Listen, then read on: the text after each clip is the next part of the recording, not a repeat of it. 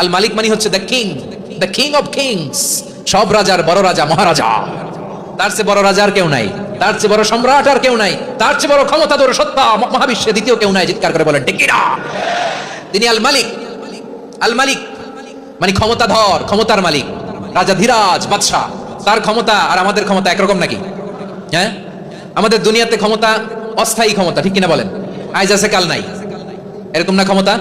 আল্লাহর ক্ষমতাও তো এরকম না, আইজ আছে কাল নাই এরকম। দুনিয়াতে দেখবেন কোন দেশের প্রেসিডেন্টের 4 বছরের ক্ষমতার মেয়াদ, কোন দেশে 5 বছরের। আল্লাহর কয় বছরের? 10 বছরের নাকি 20 বছর 100 বছর? আল্লাহর ক্ষমতার মেয়াদ কতদিন বলেন? বুঝে থাকলে বলেন তো। চিরকাল তার ক্ষমতার মেয়াদ। চিল্লায় বলেন ঠিক কিনা?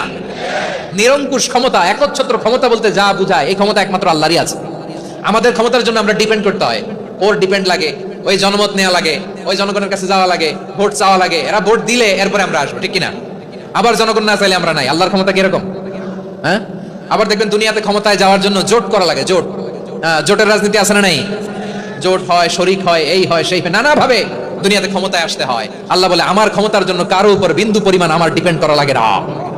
সৃষ্টি শুরু থেকে আমি ক্ষমতার চেয়ারে বসা, মহাবিশ্বের শেষ পর্যন্ত, সীমাহীন ভবিষ্যৎ পর্যন্ত আমি ক্ষমতার চেয়ারে থাকবো।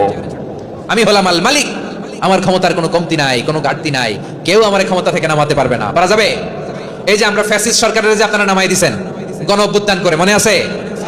5ই আগস্টের কথা ভুলে গেছেন এত তাড়াতাড়ি? মনে আছে? আছে। তা আমরা সবাই মিলে যদি একটা গণ অভ্যুত্থান করি, তাইলেই তো আল্লাহর ক্ষমতার চেয়ার থেকে নামায় ফেলানো যায়। হ্যাঁ, যাবে না? পারবো না আমরা? কি বলে, পারা যাবে না?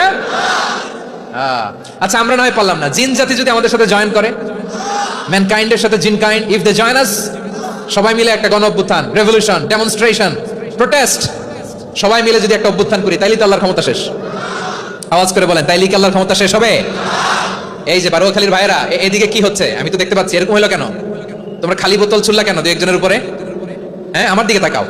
প্রিয় ভাইরা, শান্ত হন, আমার দিকে তাকান, আর অল্প কয়েক মিনিট আমার দিকে তাকান। কেউ কিছু ছুঁড়ে মারবেন না কারো দিকে, মেহরবানি করে আমার দিকে তাকান। তাহলে আমরা সবাই মিলে একটা গণ অভ্যুত্থান যদি করি, আল্লাহর ক্ষমতা থেকে নামানো যাবে?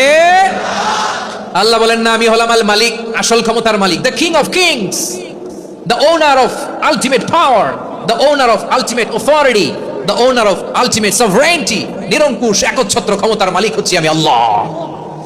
আল্লাহ তাআলা সূরা মুলকের শুরুতে বলছেন, তাবারাকাল্লাযী বিয়াদিহিল মুলকু ওয়া হুয়া আলা কুল্লি শাইইন কাদির। মহিমান্বিত সত্তা, যার হাতে ক্ষমতা, তিনি যা চান তাই করতে পারেন। আওয়াজ করে বলেন তো তিনি কে?